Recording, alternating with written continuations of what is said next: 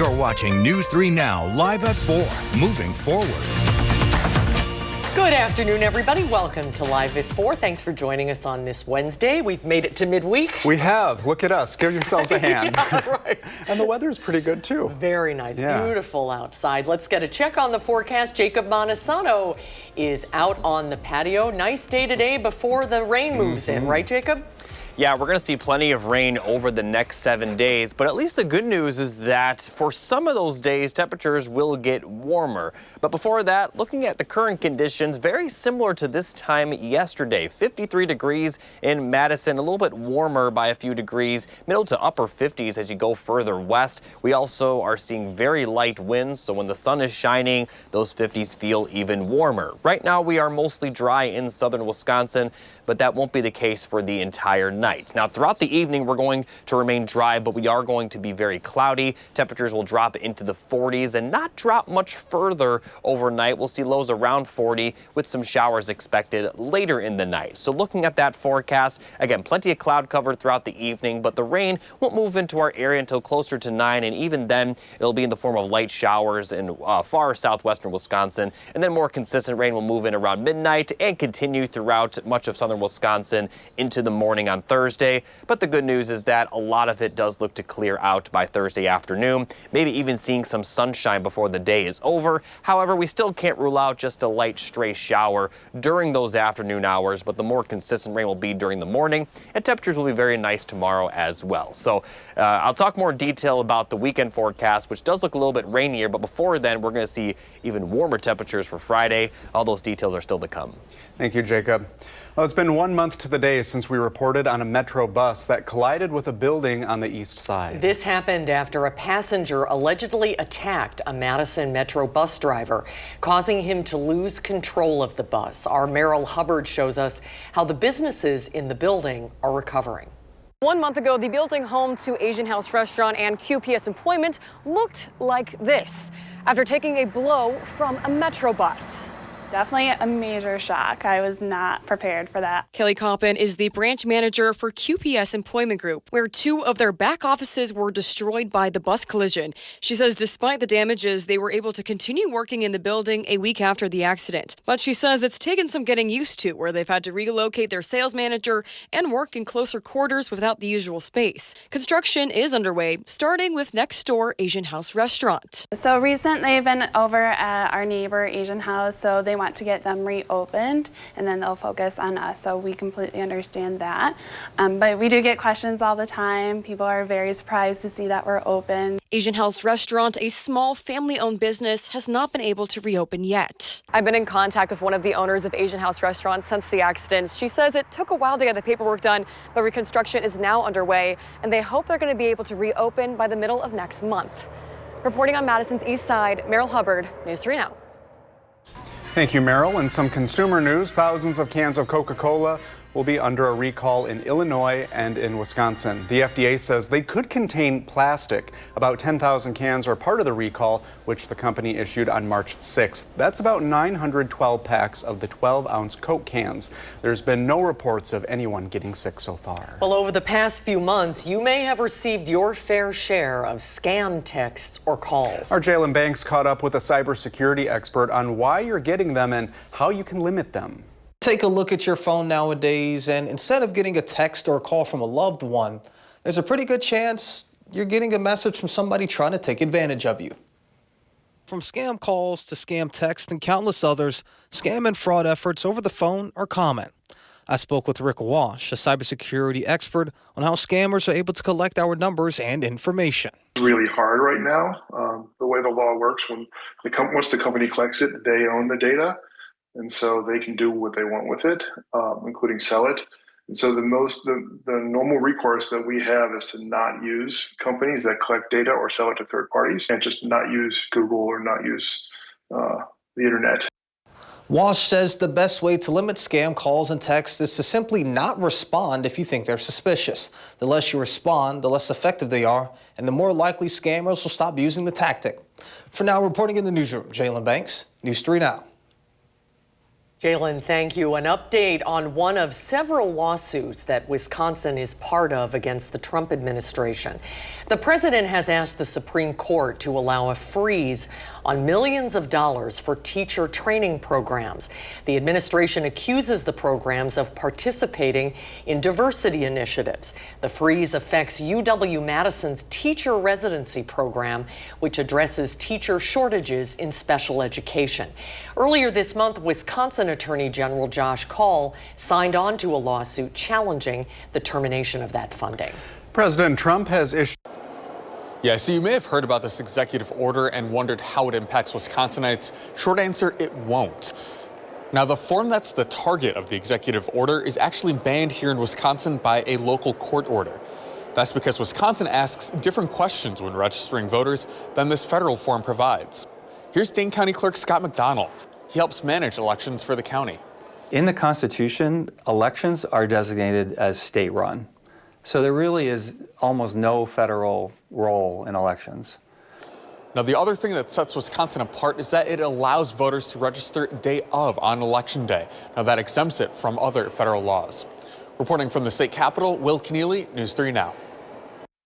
Thank you, Will. Well, two Bucks stars won't play in tonight's game against the Nuggets. Giannis is out with a foot sprain, and Damian Lillard is out indefinitely after receiving a blood clot diagnosis yesterday. Lillard's taking blood thinning medication, which the Bucks say is working as he begins the process for a healthy return. Lillard will continue to undergo regular testing. There's cautious optimism he could come back this season, and you can watch the rest of the team play tonight at 8 o'clock on Television Wisconsin. Madison is getting ready for its annual Earth Day Challenge next month and asking for your help. The city is looking for people to volunteer on Saturday, April 26th, to help with cleaning the city's 60-plus parks. The cleanup is from 10 to 2. To sign up, go to cityofmadison.com. There you'll find a list of all the parks that need volunteers and a link to register. Volunteers will get supplies from Madison Parks when they arrive. Coming up, after adding a reporter to a group chat where they discussed war plans, intelligence officials were back in the hot seat today. Hear lawmakers' questions and the Trump administration's responses when Live at 4 returns.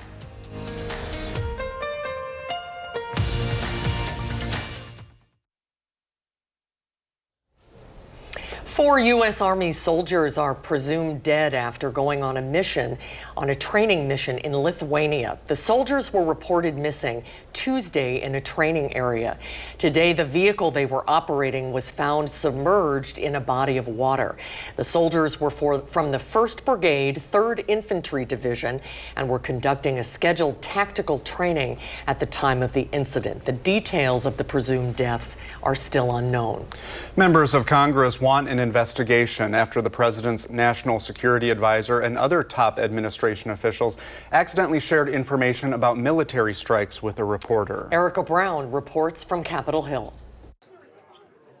The heads of the Senate Armed Services Committee are asking the White House for an Inspector General investigation into use of the messaging app Signal for a group chat about a highly sensitive military operation. We are working and exchanging papers right now.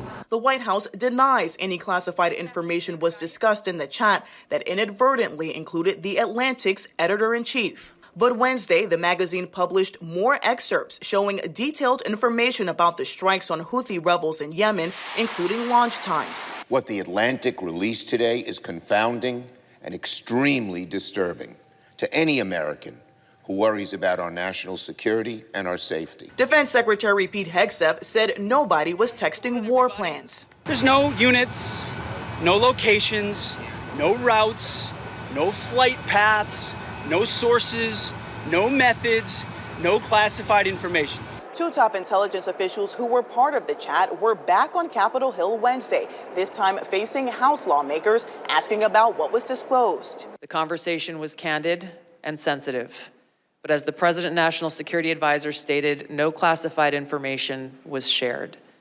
There were no sources, methods, locations, or war plans that were shared. Democrats are pushing back. I think they intentionally misled Congress into trying to believe that this was some casual conversation. This is a war plan, and American lives are at risk. Lawmakers are now seeking a classified briefing with White House officials about the leaks. Erica Brown, CBS News, Capitol Hill. Well, the Centers for Disease Control and Prevention is pulling back $11 billion worth of grants from state and local public health departments. The government allocated the grants as part of its response to the COVID-19 pandemic. The CDC says most of that funding went toward testing, vaccines, and other COVID-related programs. The Department of Health and Human Services says the pandemic is over and the grants are now a waste of taxpayer dollars. The CDC expects to recover the money beginning 30 days after termination notices, which started going out on Monday. Some Republican members of Congress are attacking NPR and PBS, saying public broadcasters should lose their federal funding.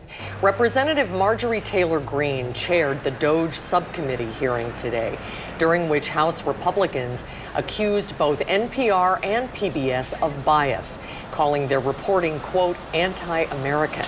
Throughout the hearing, congressional Democrats defended the broadcasters, saying that their work is needed now more than ever. For their part, the broadcasters say today was about defending their existence. Federal rules for ghost guns from the Biden administration will remain in place. In a 7-2 ruling, the U.S. Supreme Court upheld the regulations, handing gun control groups a rare win. Ghost guns are kits that you can order in the mail that allow people to build untraceable weapons at home. The regulations the court upheld today require ghost gun makers to include serial numbers on the kits and do background checks on the people who buy them. Student delinquencies are on pace to hit record highs. A new report from the Federal Reserve Bank of New York tracks debt loads, delinquencies, and related impacts to credit scores. It shows a record 15% of federal loans were past due at the end of last year, and more than $250 billion was delinquent. The report found more than 9 million borrowers could see their credit scores tank in the first quarter of this year. A new survey of U.S. businesses shows corporate America is worried about the president's tariff threats. A survey from Duke University and the Federal Reserve Banks of Richmond and Atlanta show 1 in 4 businesses in the U.S. is scaling back hiring plans due to the trade war. Likewise, a quarter of U.S. businesses say they've cut their capital spending plans this year. The last time the survey went out was last year, and the CFOs had ranked tariffs as their number 9 concern. And now, tariffs top the list. Let's get a check on the weather now. Very nice afternoon out there today, and some much needed rain is on the way, Jacob. Yeah, over the next 7 days, we're going to see possibly over 1 inch of rainfall. And during that time, we're also going to see a few very nice days, specifically Friday, where 70s are in the forecast. And for Friday, we're not expecting a lot of rain either. The most rain does look to occur over the weekend. But until then, although we'll see a few showers, it's still going to remain very nice to end the work week. So let's take a look at the rainfall forecast. Again, for tonight and tomorrow, we'll see those showers move in later in the night. They will continue through Thursday morning. Mostly light to moderate rain. Could see a few small pockets of heavy rainfall, and it will mostly clear out by the time we get to around noon, and especially for the afternoon and evening, we'll see mostly dry conditions with just a few very light stray showers out there. Now, as we head into Thursday night and Friday, a pretty similar forecast is expected, although we're not going to see the rain quite as widespread as we will see for Thursday morning. So for Friday morning, a few isolated showers, maybe even some storms. Looks like there could be a few heavier pockets of rainfall for Friday morning. But similar to tomorrow, that's going to clear out for the afternoon. And we're expecting sunny skies for Friday afternoon. And I already talked about the temperatures in the 70s. So it's going to feel borderline like summer that day. Now, looking at the forecasted highs for tomorrow, highs will be in the 50s. Could even see a few lower 60s. Still going to be cloudy for much of the day, but we still could see a few peaks of sunshine. Now, as we head into tomorrow, this is tomorrow's forecast, excuse me, upper 50s, lower 60s are expected. And as far as the winds go, they're not going to be breezy tomorrow, but they are expected to be pretty windy as we head into Friday. But the winds are going to be a big factor in those temperatures being warm. We'll see gusts up around 35, maybe even 40 miles per hour for those afternoon hours, but they're going to be out of the south, and that will help bring in the warm air. Continuing to be windy for Friday night, but the winds are going to improve at least a little bit for Saturday. Now, looking at that Friday forecast again, highs in the middle 70s, mostly going to see that rain in the morning with sunshine expected expected later in the day. Again, it will be very windy, but if anything, with temperatures in the middle 70s, the wind may actually make it feel a little bit better. As you know, 70s and the sun could definitely get a little bit warm. Now, as we take a look at the weekend rainfall forecast, we'll see a little bit more on and off rain throughout the entire day for Saturday. And during the overnight hours Saturday, that's the best chance to see that rain. And as those temperatures cool down for Sunday, we actually could see some snow on the back end of this system. So as we take a look at the full 7 to 10 day forecast, we are going to see much colder temperatures for Sunday and Monday. Again, some snow is in the forecast, especially Sunday night into Monday, before the temperatures do cool or warm back up as we head towards the middle and end of next week. So a very wild 10-day forecast, but that's also pretty common for this time of the year. Yep, we're getting used to it. Thank you, Jacob. A reminder, right now you can vote for a local veteran that you think is deserving of the Spirit of Service Award. Our partners at Vortex narrowed the more than 200 nominations down to these final 5. Voting is now open on channel3000.com through March 30th. And you can look for their stories on News 3 Now and our mobile app. A winner will be announced April 2nd, and that person takes home a $5,000 prize presented by Vortex. Well, coming up on Live at 4, we speak with the executive director of Safe Harbor. She'll tell us about her organization's work and how we can all help keep kids safe. That's when Live at 4 continues. We'll be right back.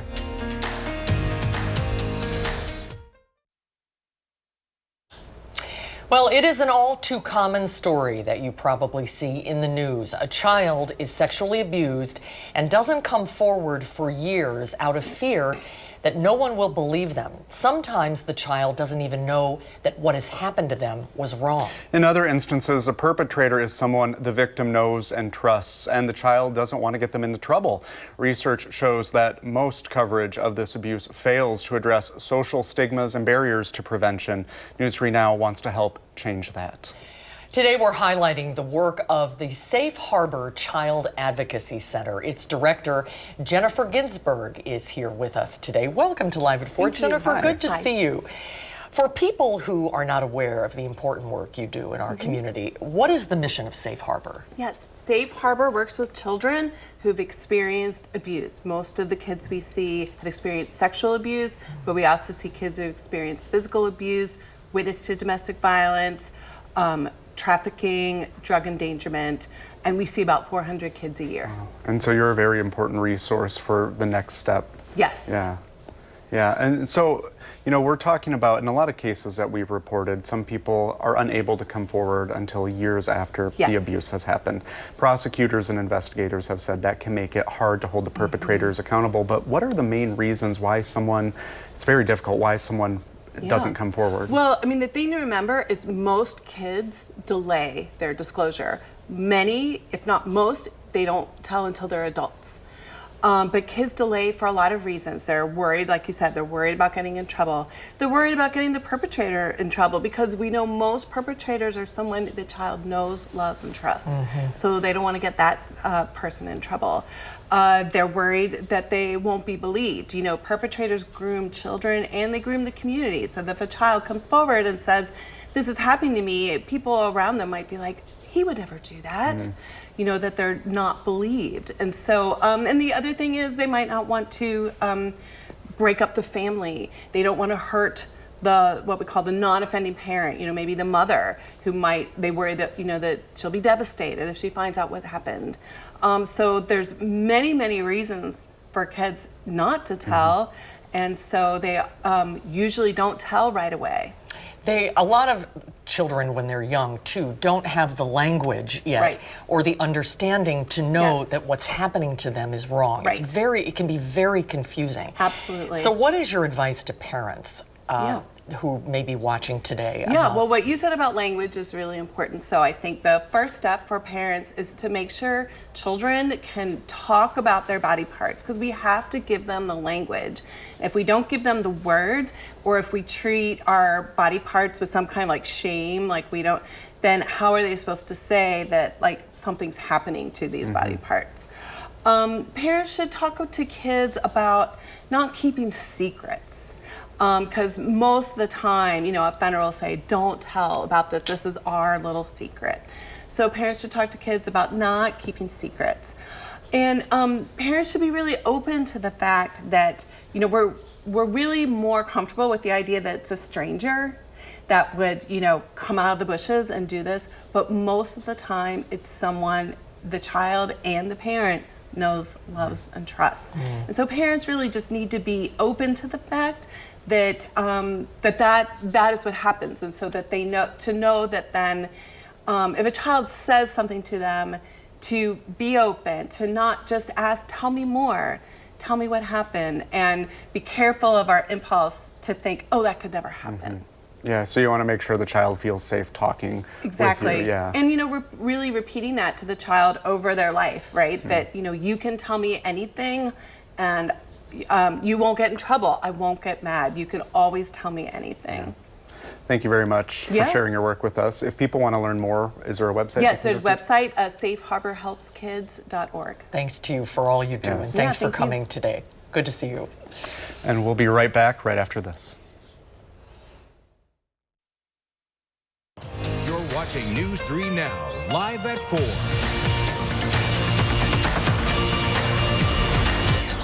Oh, midweek, nice day to go do a little fishing. Yeah, he still has his jacket on. Today was one of those days where I thought, jacket or not, I couldn't decide. I did end up grabbing it. Nice light jacket, that's fine. Yeah. But warmer weather is on the way, but rain as well. And Jacob is out on the patio. The fish are biting today, Jacob. Yeah, definitely some nice weather, but unfortunately we do have some rain. However, we also kind of need the rainfall, so it's a little bit of a win-lose situation for our area. Now, the good news is that we also will see some very mild temperatures before we see that heavy rain, which will be over the weekend. Now, right now, we're mostly in the 50s, middle 50s. The birds are very loud out here. I'm not sure if they're picking up on the microphone, but that's obviously a good sign that the weather is nice. And as we look at the evening, we're going to continue to see pretty nice weather, although we are going to be very cloudy. However, we're not expecting rain until a little bit later in the night. We'll see some showers move in as we head closer towards Thursday morning. And then throughout Thursday morning, we'll continue to see those showers. So here's a look at that forecast. Areas off to the west may see that rain a little bit earlier, but especially around midnight is when it will really start to push into southern Wisconsin. And like I mentioned, that's going to continue for much of the very early morning hours Thursday, clearing out by kind of the late morning, but especially by the afternoon, we are going to be dry and temperatures will be similar to today, if not a little bit warmer. So overall, despite those morning showers, it's going to be a pretty nice one tomorrow, but temperatures will get even warmer for Friday before we see more consistent rain over the weekend. I'll have the full forecast on that coming up a little bit later. All right, Jacob, thank you. We have some breaking news this afternoon. The U.S. will impose 25% tariffs on all imported cars. And the president just made this announcement minutes ago. The news comes early. President Trump previously said he would announce the auto tariffs on April 2nd. It's not clear yet if certain car parts will be excluded from the tariffs.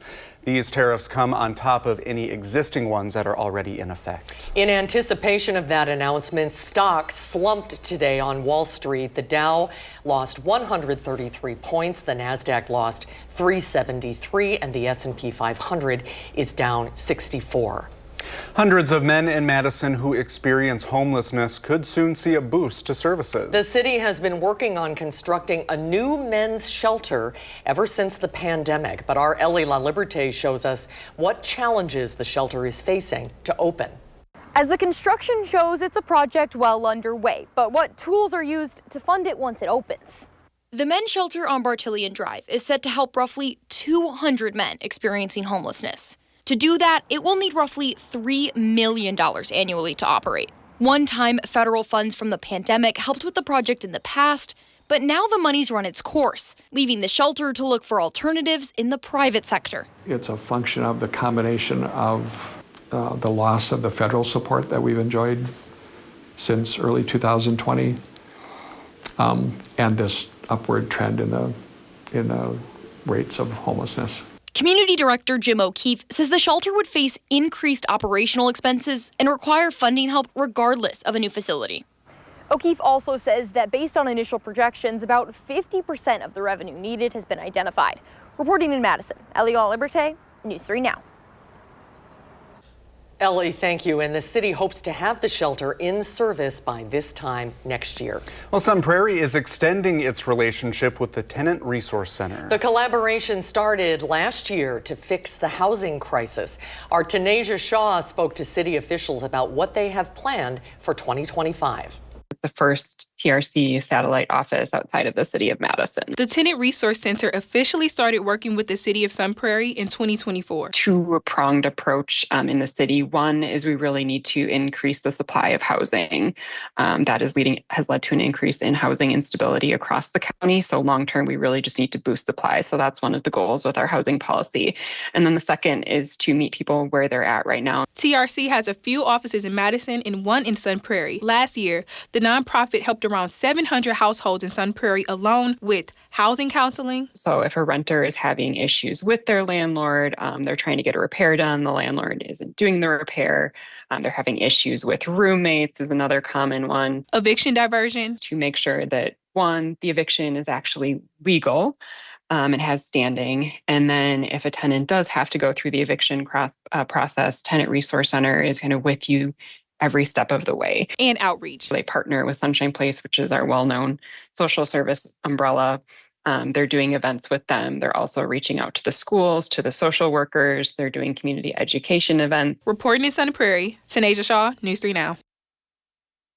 Tanisha, thank you. The Tenant Resource Center is open Mondays, Wednesdays, and Thursdays. Well, if you have an emergency expense but you can't afford to cover the cost, St. Vincent de Paul may be able to help you out. It's teaming up with Lake Ridge Bank to offer microloans. Now, here's how this all works. Madison provides small dollar, low interest loans for one-time expenses. To get a loan, you have to meet certain requirements, though. Those include having an emergency expense between $400 and $2,500. You have to live in Dane County and have a certain income. All of this information is available at svdpmadison.org/program/microlending. Well, every March 26th is World Epilepsy Day, where we wear purple for the 1 in 26 people who will be diagnosed this year with epilepsy. Just last week, Nora Allen, a 17-year-old from Madison who has epilepsy, joined the Epilepsy Foundation in its efforts to spread awareness and to advocate.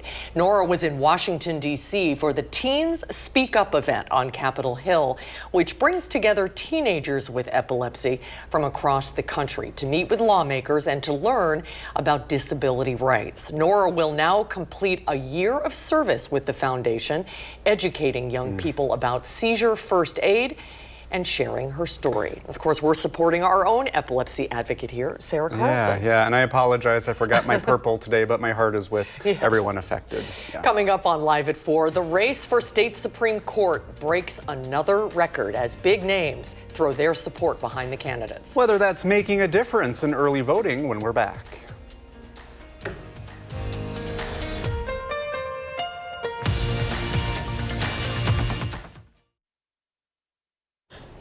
Well, we're less than a week away, 6 days now, from a highly consequential election in Wisconsin. Some big names are weighing in on the state Supreme Court race. But will it make a difference? Here to talk about the latest polls, spending, endorsements, and voter turnout projections, our political analyst, Brandon Scholes. Thank you for joining us. Hi, Brandon. Thanks for having me. Nice to see you all. We have a lot to talk about. If your heads aren't spinning yet, they will soon. There's so much going on. And, you think with all the other stories out there, this is barreling down on us next week. Well, early voting is looking to be pretty robust. And I know we reported on the Marquette Law School poll saying voters said they didn't really have much of an opinion about either Supreme Court candidate. But why are people turning out, and what can we expect next week with turnout? Well, as we're going to talk about after this, we're going to talk about spending because we're going to hit $100 million. $100 million talks. So what does that mean? That means people are starting to pay attention. And there is a push on both sides to vote early. We're going to put a graphic up on the screen that shows what's happening in Wisconsin because it's significantly different than what we saw 2 years ago in 2023. If you look at this map, you'll see that in the red counties, and kind of orange in my view, but those are Republican counties that in the previous election did not have the higher early voting numbers.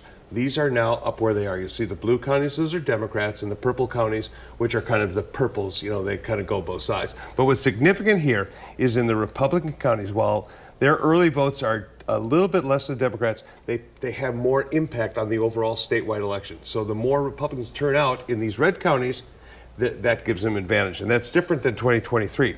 The blue advantage over red in 2023 was 9,000 votes. Now it's down to 3,000. That's early voting only. In the last election, usually in these elections we see about a 20% turnout. Last time we saw in the mid-30s, we could see between 35 and 40% this time. So, and the other piece here is in Milwaukee. So we look at Milwaukee and that far as the state, and they're what we call the WOW counties, Waukesha, Jefferson, Ozaukee. That's where the battle is, because Republicans need those votes out of WOW counties to counter Democrat votes in Milwaukee. Right now, early votes in that WOW counties exceed Democrats almost 15-20%. So this is a real change what we see. We'll get to the polls in a minute, but what you see here is real interest in this race. That's a big change in the last 2 weeks. $100 million, that's a historic record breaker. And the job of a state Supreme Court justice is to deal with constitutional issues from the lower courts, not to set sentences for criminals. So are all of these ads doing the voters a disservice because they're not about anything that a Supreme Court justice does? Right. So people want to know, why are we going to see $100 million worth of money spent here? Because at some point, you have to wonder if that works and what message is getting to voters. Joe Murray, who's an analyst in Madison, has a really good point, and that is, at some point, when you start spending that much money and you saturate the airwaves with that many ads, is your return on that investment, that spending, getting you what you thought, or is it just kind of people are checking out and going into the kitchen when the ads are on? I know you don't want to hear that, but that's sometimes what happens. But those ads say, not that the Supreme Court sentences people to jail. You don't go there because you didn't pay your parking ticket, they're going to pull you in. What those ads go to, they're attempting to go to, is character. As a judge, did Judge Crawford or Judge Schimmel make the right decision on the bench in their sentencing? And if so, are they qualified? Is that a qualification to get them to the court? Because if we talk about what happens on the Supreme Court, and no offense to the court, but it's not sometimes the most exciting stuff you're going to find. And, sitting through those cases, you might nap. But what they want to do is they want people to get involved in these races and understand the character of what these judges are and what they're going to bring to the bench. So that's why you see a record-setting amount of money spent in Wisconsin. Today, it's probably in the mid-80 million. So another 15 or 20 million could come into this race in the next week. Both candidates are raising enormous amounts of money, as are outside groups. Elon Musk has dropped $20 million in this state. So on top of that now, you have all the ads, you have all the campaign stuff, endorsements. What's important? Well, Brad Schimmel just has an ad on TV that says Donald Trump endorsed him from his post on social. Barack Obama is on top. Both candidates have members of the Supreme Court from their side. Both candidates have judges and sheriffs and DAs. So they've built their endorsements around all of these folks. They have their congressional delegations. What it tells you is these are partisan races now. The notion that this is a nonpartisan race is gone. You're never going to put that genie back in the bottle. So what are we looking at? You're going to see the thing here is turnout. What happens next week and who goes to vote? As we've said before, Democrats need to engineer what we'll call a revenge vote. Vote against Donald Trump, vote for Susan Crawford. Republicans will have to engineer a MAGA vote.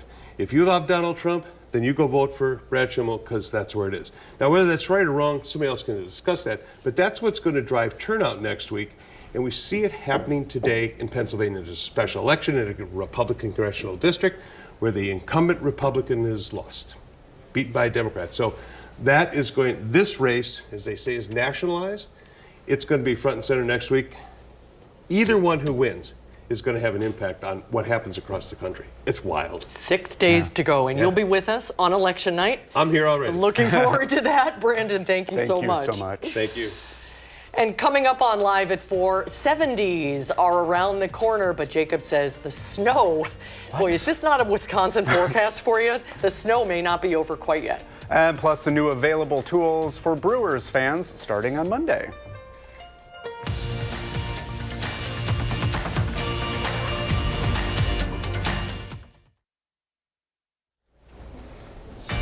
There we are, Orlando, Florida, 85 degrees and sunny. Who pulled this joke on us? Yeah, right, exactly.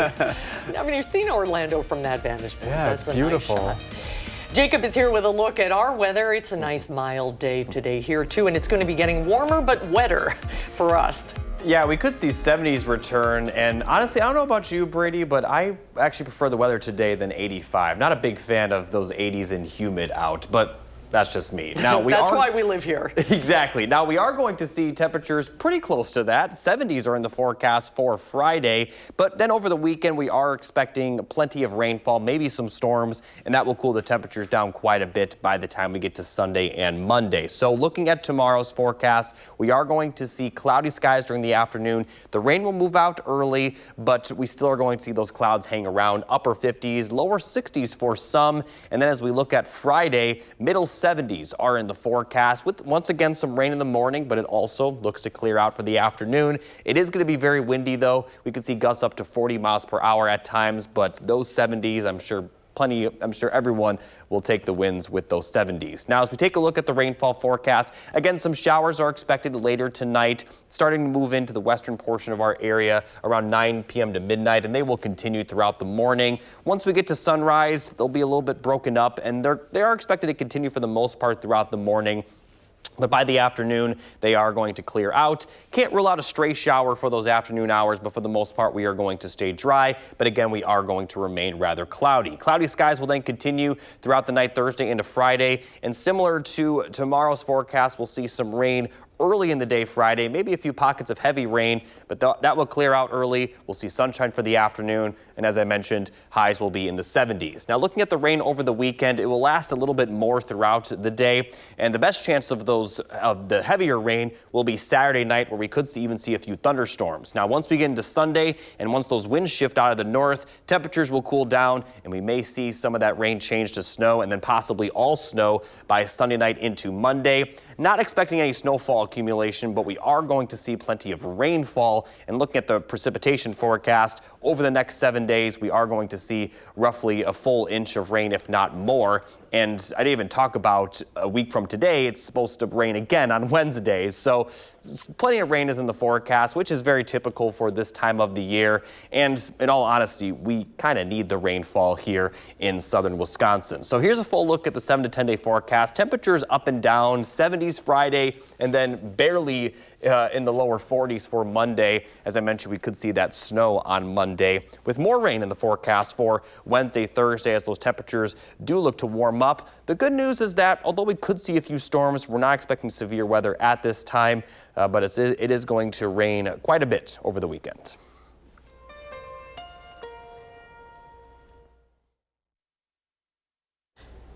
Well, we'll have to get our blue ready because opening day for the Brewers is coming up. They're ready for us, ready to hit the pitching mound. Well, this season, there's a new way to enter AmFam Field. It's called the Go Ahead Entry, and after entering security, you'll head to a designated Go Ahead Entry lane where facial recognition lets you just walk right past the checkpoint. How about that? Hey, it's Catherine Merck. Hi, Catherine. Remember her? Oh, she's having a good time. Well, to use it, you can download the latest version of the MLB Ballpark app. Click the Go Ahead Entry tab and then take a selfie.